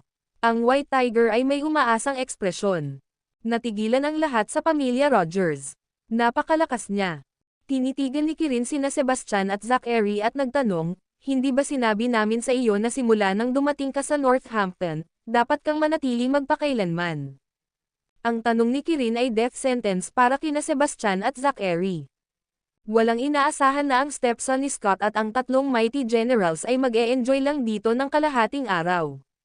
Lahat sila ay patay maliban kay Bones, magiging siya ay nasa bingit ng kamatayan dahil ilang dosina ng kanyang mga buto ang nabali.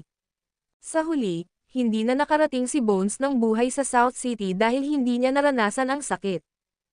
Ito ang pinakamaraming pagkatalo na hinarap ni Scott sa loob ng 10 taon. Sa kabilang banda, isinama ni Levi sina Helena at Iris. Tinitigan ni Helena si Levi na may pagpapahayag ng pasasalamat dahil ginawa niya itong superstar mula sa pagiging walang trabaho. Bukod doon, hindi lang niya binago ang buhay niya, kundi nailigtas din siya ngayon. Dahil doon, medyo iba na ngayon ang paraan ng pagtingin ni Helena kay Levi. Paano mo alam na nandito ako? Tanong ni Iris. Ito ang pangalawang beses na nailigtas siya ni Levi, kahit na hindi niya ginagawa ang maruming gawain. Nakita ni Zoe na nakapatay ang ilaw sa kwarto mo, kaya naisip ko na may nangyaring masama sa iyo, paliwanag ni Levi. Medyo nahihiyang sinabi ni Iris, salamat sa pagligtas mo sa akin ulit. Namumula siya ngayon sa sobrang galit sa tuwing nakikita siya. Kung gusto mong magpasalamat sa isang tao, pasalamatan mo na lang si Zoe. Pagkatapos noon, pinauwi muna ni Levi si Helena. Pagbaba niya ng sasakyan, nahihiyang sinabi niya kay Levi, Levi, babayaran kita agad sa pagliligtas mo sa akin ngayon. Samantala, sa Rose Gold Manor, South City, si Scott ay gumagawa ng tsaa habang si Typhon ay nakaupo sa tapat niya at nanatiling tahimik. Isang monghe ang nagbigay sa akin ng paketeng ito ng tsaa. Nagdadalawang isip akong uminom nito. Ngumisi si Scott. Gayunpaman, hindi alam ni Typhon ang hindi nagsalita, ngunit ang kanyang ekspresyon ay nananatiling stoic dahil wala nang makakapagpagulo sa kanya. Master, nagkakaproblema kami. May nangyari talagang masama. Isang kaguluhan ang maririnig mula sa labas ng mga sandaling iyon. Hindi nasisiyahan si Scott. Bakit ba ang ingay mo? Sa kabilang banda, nakaupo pa rin si Typhon sa kabila ng kaguluhan. Guro, may nangyaring masama. Gulat na bulas ni Theo, isa sa matandang mayordomo ni Scott. Ang video na ito ay edited by Herban TV. Kabanata 465. Siya ay naglingkod sa ilalim ni Scott sa loob ng 5 taon, kaya't siya ay kahawig ni Scott sa mga kilo at personalidad. Si Theo ay hindi kailanman naging ganito kabalisa noon, na magtatrabaho na sila ay nasa napakalaking problema. Tumayo si Scott at nagtanong, Theo, anong nangyari? Guro, tingnan mo lang ang iyong sarili. Hindi ko alam kung paano ito sasabihin. Pinunasan ni Theo ang mga luha niya. Di nagtagal ay napagtanto ni Scott na may nangyaring kakilakilabot, kaya dali-dali siyang lumabas ng pinto. Maraming makapangyarihang figure ng South City ang nagsisiksikan sa pagbubukas sa gitna ng manor. Ang mga bangkay ay inilagay sa siwang, at sila ay natatakpan ng mga puting tela. Anong nangyari? Automatikong gumawa ng paraan ang lahat para kay Scott nang dumating siya.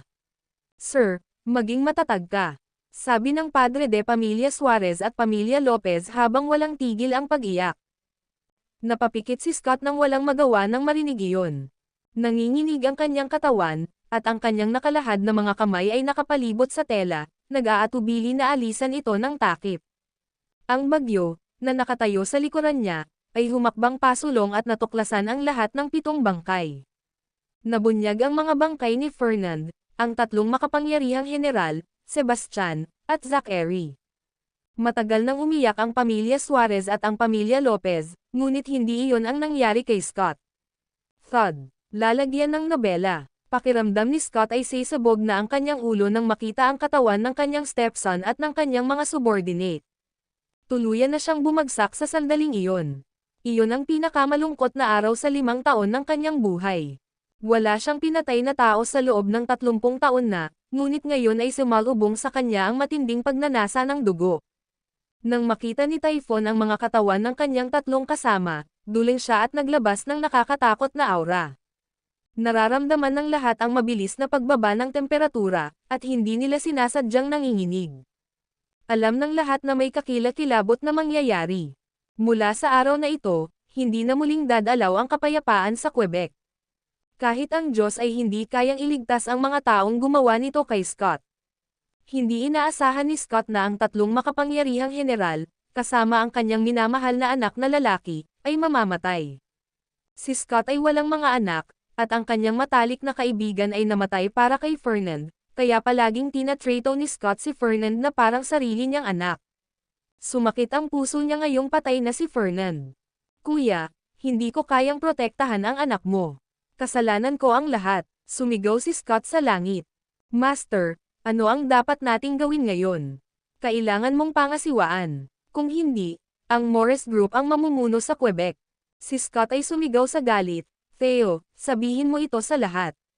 Ihanda ang mga libing sa loob ng 3 araw dahil gusto kong paalisan ng may karangalan ang aking anak at ang aking mga kapatid. Gusto kong malaman ang lahat sa Quebec ang tungkol sa libing na ito. Naiintindihan, Guro. Pangalawa, tipunin ang lahat ng mga dating nasasakupan natin at ibalik sila sa loob ng 3 araw. Pangatlo, ipaalam sa aking 24 na disipulo na pumunta sa South City kasama ang lahat ng kanilang mga tauhan. Kinilig ang lahat ng marinig ang utos ni Scott. Mayroong 13 lungsod sa Quebec, at lahat maliban sa Northampton ay nasa ilalim ng pamamahala ni Scott. Ang natitirang 12 lungsod ay pinamumunuan ng mga dating subordinate o mga disipulo ni Scott, ngunit sila ay nagpunta sa kanilang sariling mga paraan mula noong siya ay nagretiro 30 taon na ang nakakaraan. Sa kabila nito, inutusan sila ni Scott na magtipon sa loob ng 3 araw upang magtungo sa Northampton at sirain ang Morris Group. Walang sino man ang makakaisip kung anong uri ng kaguluhan ang mangyayari, ngunit alam nilang tiyak na mapapahamak ang Morris Group. Ang video na ito ay edited by Herban TV. Kabanata 466. Sa sandaling pumutok ang balita, ang lahat sa Quebec ay nabalisa. Nagulat ang lahat mula sa upper-class society hanggang sa underworld. Nagdudulot ng malaking kaguluhan si Mr. Yates sa sandaling lumabas siya sa pagre-retiro pagkatapos ng 30 taon. Pagtitipon ng kanyang mga dating tropa at kanyang mga alagad. Siguradong wala sa sarili ang lalaki. May malaking nangyari sa Quebec. Si Mr. Yates ay nagalit. Ang lahat mula sa underworld mula sa lahat ng 13 lungsod sa Quebec ay nagtipon ng kanilang mga tauhan at nagtungo sa South City sa sandaling pumutok ang balita. Ito ay isang nakakatakot na tanawin upang makita ang mga bus na puno ng mga lalaki na ipinadala sa South City. Hindi lamang iyon, ngunit ang mga alagad ni Scott ay nakakalat din sa 13 lungsod, at nakikibahagi sa iba pang uri ng trabaho. Inipon nila ang kanilang puwersa upang maghanda para sa libing sa loob ng 3 araw.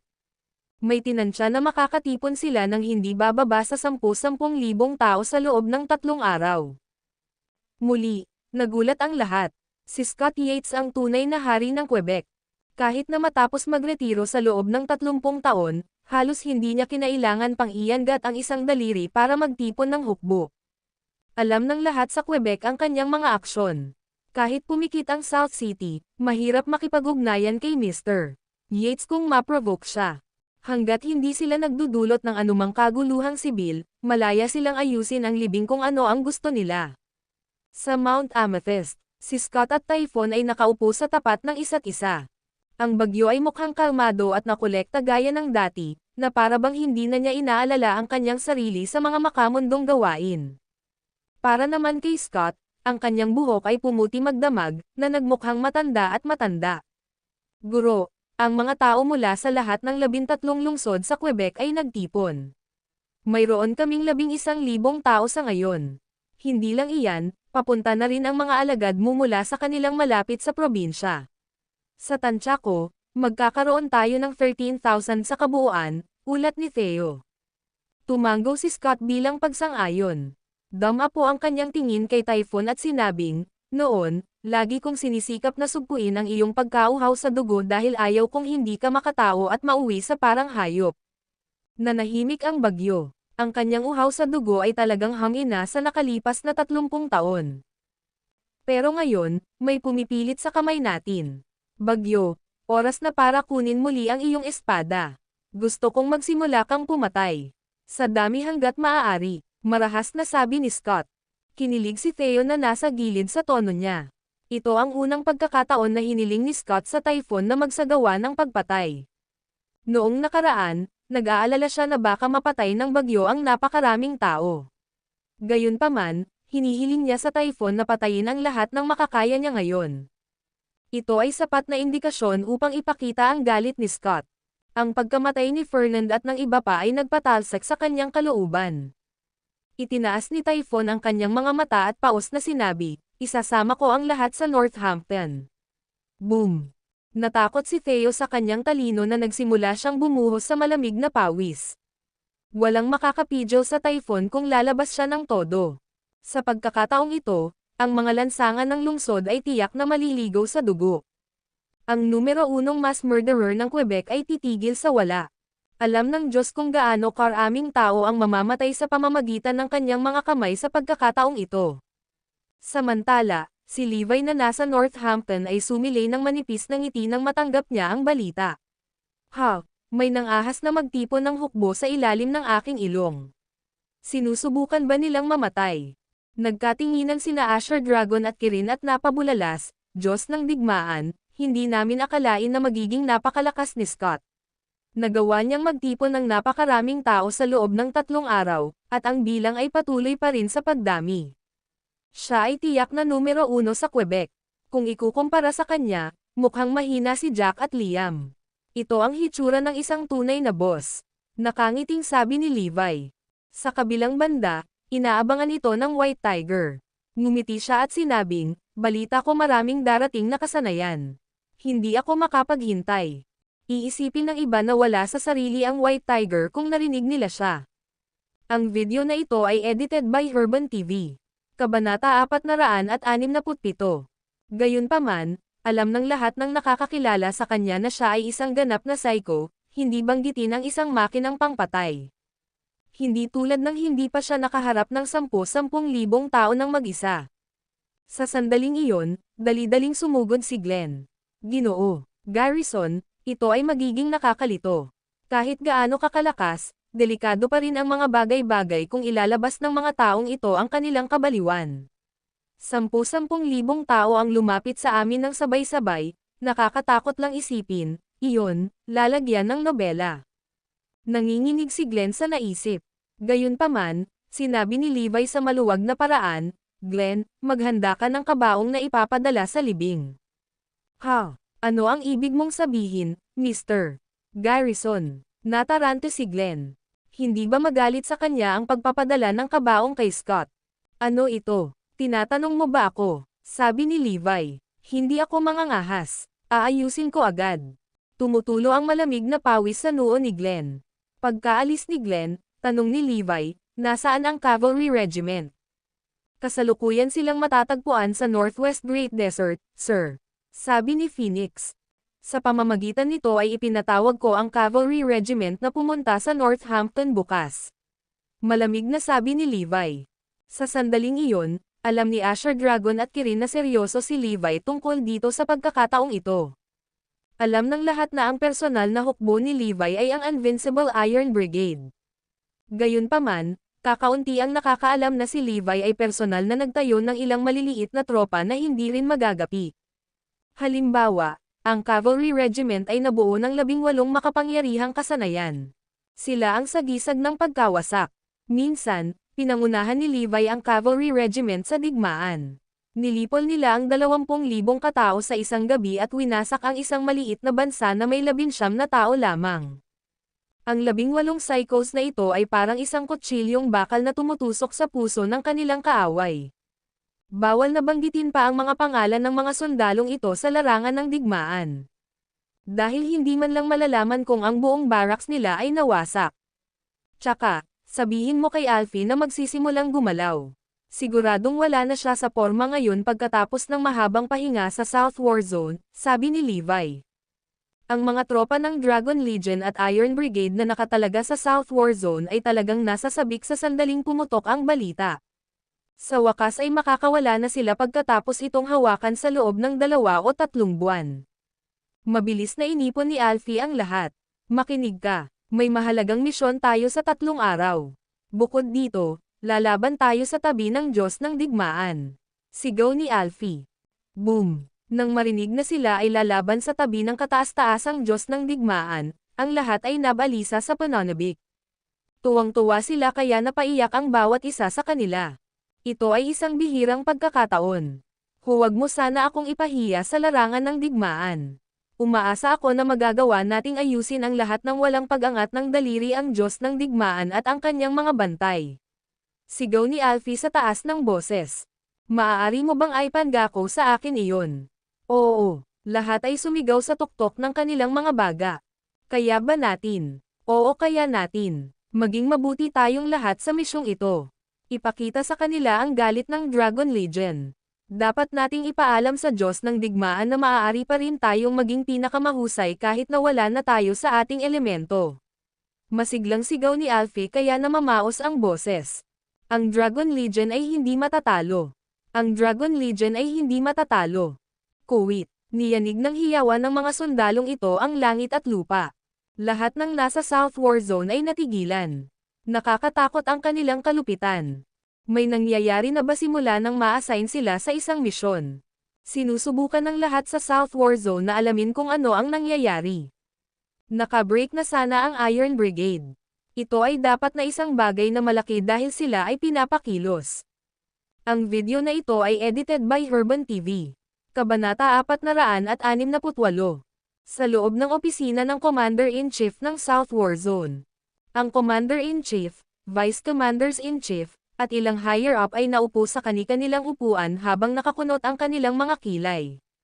Walang ideya si Commander-in-Chief kung ano ang nangyayari. Walang laban sa Quebec o sa mga kalapit na probinsya. Oo, sinubukan kong tanungin si Alfie ngunit sinabi niya na ito ay lihim, at personal na inutusan ng Diyos ng digmaan. Nagtataka ako kung tungkol saan ang kaguluhan. Kuwit, ang ilan sa kanila ay nagulat. Napabuntong hininga ang Commander-in-Chief ng South War Zone na si Mike Pence, nag-aalala lang ako sa problema ay nasa loob ng ating teritoryo.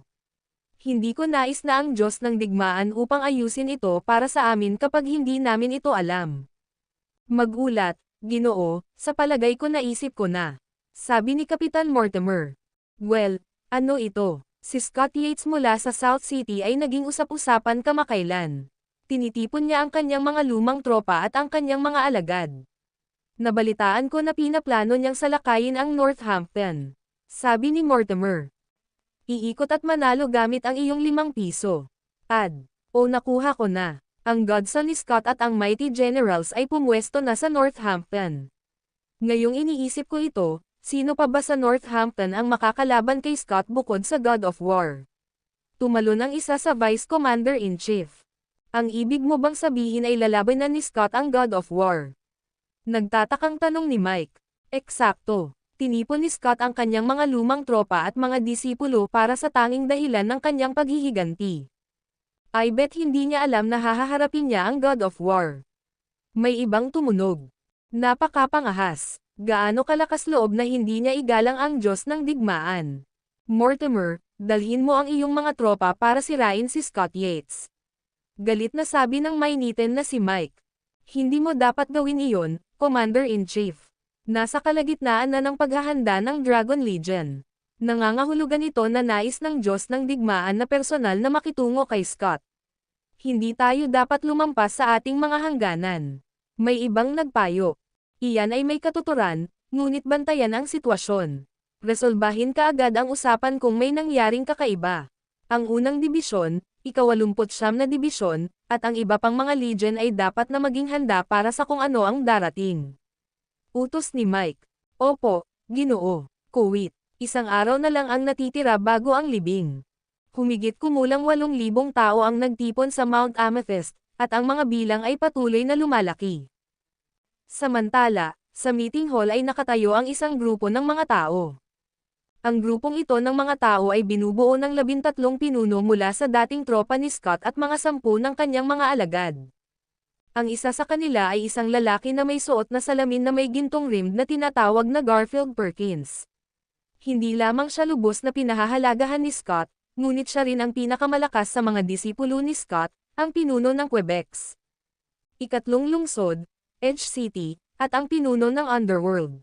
Bukod dito, nagnenegosyo siya sa nakalipas na ilang taon, na pinapataas ang kanyang net worth sa 10-10 bilyon.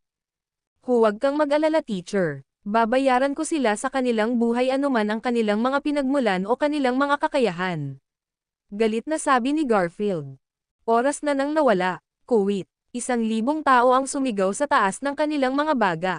Nang makita iyon, tumanggo si Scott, natutuwa. Theo, I really mo ang mga order ko. Sabihin sa lahat ng 28 miyembro ng senior management mula sa Morris Group na dumalo sa libing sa Mount Amethyst bukas.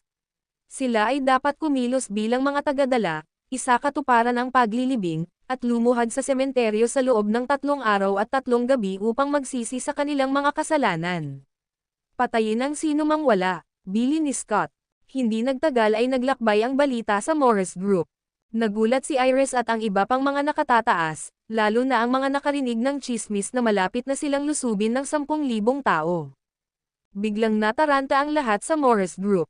Dumaan sila sa maraming sitwasyong nagbabanta sa buhay sa mga taon ng pagnenegosyo, ngunit ito ang unang pagkakataon na may nagbanta sa kanila ng mayabang. Ang video na ito ay edited by Herban TV.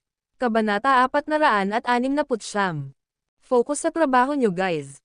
Wala itong kinalaman sa inyong lahat, hindi napigilan ni Levi na magalit. Tama ka, mag-focus na lang tayong lahat sa trabaho natin. Agad na napanatag si Iris sa pag-iisip ng kahangahangang individual na nagligtas sa kanya noong gabing iyon. Kinabukasan, ang Mount Amethyst ay pinalamutian ng itim at puti habang ang mga hilera ng mga bulaklak na korona ay inilagay sa tabi ng dingding.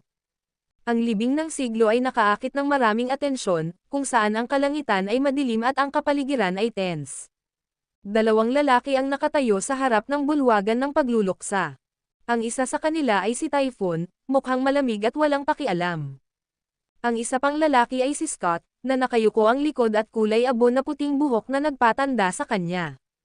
Gayunpaman, kumikinang ang kanyang mga mata. 30 taon na siyang nagre-retiro, para siyang mabangis na leon na nahulog sa mahimbing na pagkakatulog. Gayunpaman, ngayon ang araw na ang nasabing mabangis na leon ay gumising. Maraming tao ang mamamatay bilang resulta ng paggising ng leon. Sa loob ng malawak na espasyo ng Mount Amethyst ay nakatayo ang mga elite ng South City na dumating para sa kanilang paggalang kasama ang 13,000 tao na nagtipon sa likuran nila. Lahat ay nakasuot ng itim na suit na may puting bulaklak na nakapin sa kanilang lapel, at isang puting headband. Ito ay isang marilag na tanawin. Walang sino man sa buong Quebec ang makakatipon ng maraming tao na ganito kalaki. Upang tipunin ang 13,000 tao sa loob ng 3 araw. Iyon ang kapangyarihan ni Scott Yates. Tinawag siyang Sir ng lahat sa Quebec. Ang galit sa kanya ay katumbas ng galit sa langit. Lahat ng makapangyarihang pamilya sa South City ay natatakot sa kanya. Inakala ng maraming tao na nawalan ng ugnayan si Scott sa panahon ng kanyang pagre-retiro. Inakala pa ng ilan na maaari siyang palitan ni Sebastian Lopez.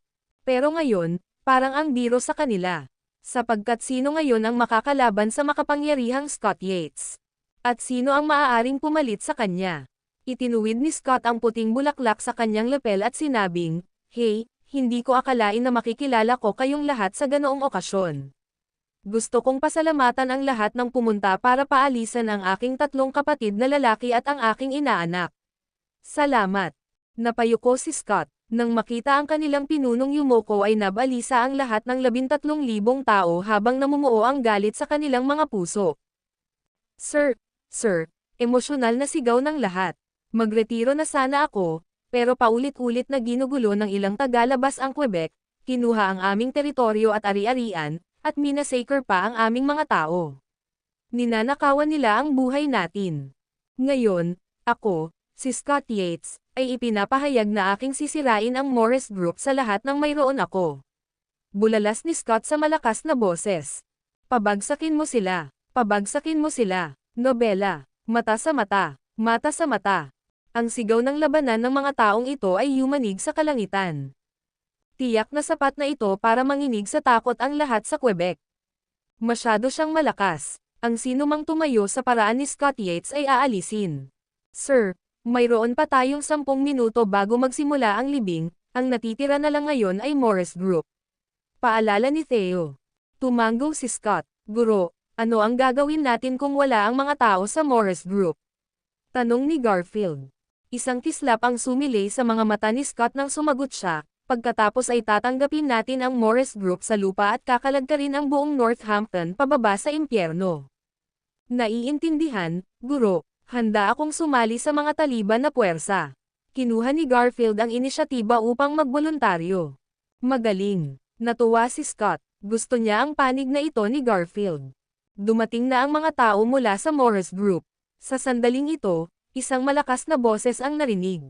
Bumagsak. Napalingon ang lahat sa entrance at natulala sa kanilang nakita. Ang video na ito ay edited by Urban TV. Kabanata 470. Ang nakita nila ay 4 na lalaking nagmamarcha na may bitbit na kabaong. Maliwanag, sinusubukan nilang pukawin si Scott sa pamamagitan ng pagdalo sa libing na may kabaong sa hila. Lahat ay nakaramdam ng matinding galit sa kanilang mga ugat. Ang gusto lang nila sa sandaling iyon ay gutihin ang 4 na lalaking ito. Pinakalma ni Scott ang lahat sa pamamagitan ng pag-wave ng kanyang kamay. Nagmamasid sila sa galit habang ang 4 na lalaki ay nagmamarcha patungo sa malawak na lupain sa harapan. Bang! Malakas na bumagsak ang kabaong sa lupa. Pagbati, Mr. Yates, narito ako para maghatid ng mensahe mula sa Master of Morris Group. Sabi ng pinuno ng 4 na lalaki. Sino ka sa tingin mo? Galit na sabi ni Garfield. Kailan kaya walang makakausap ng direkta sa aking ninong? Hindi bale, hayaan mo siyang magsalita. Sabi ni Scott. Umaasa siyang maranasan ni Mr. Yates ang sandaling ito bawat taon mula ngayon. Hihingal. Napuno ng katahimikan ang hangin sa sandaling umalis ang mga salitang iyon sa kanyang mga labi habang ang lahat ay naghahabol ng hininga. Hindi ito kapanipaniwala. Ang magsabi ng ganyan sa isang libing ay ang pinakamasamang sumpa sa lahat. Godfather, pangungunahan ko ang isang tropa ng mga tao sa Northampton sa pagkakataong ito at kakulayan ng dugo ang mga lansangan. Gusto kong parusahan ang lahat sa Morris Group. Galit na galit si Garfield. Ang mga dating tropa ni Scott at ang kanyang mga alagad ay kumukulo rin sa galit, nobela. Hati-hatiin sila. Hindi rin napigilan ng lahat ng nasa ibaba ang kanilang galit. Ang kanilang mga kilo ay ginagaya ang isang halimaw na nakalaya mula sa holo nito. Hahaha, humagalpak ng tawa si Scott. Pati si Typhon na pangiti. At ito ang pinakabihirang makita. Ang dahilan sa likod ng pagtawa ni Scott ay dahil ito ang unang pagkakataon na nakita niya ang isang walang pakundangan na tanga pagkatapos maghari sa loob ng maraming taon. Ngayon ko lang talaga nakita lahat. Ang nakababatang henerasyon ngayon ay talagang bastos. Napangiti si Scott. Ginoo, Yates, para sa iyo ang kabaong na ito.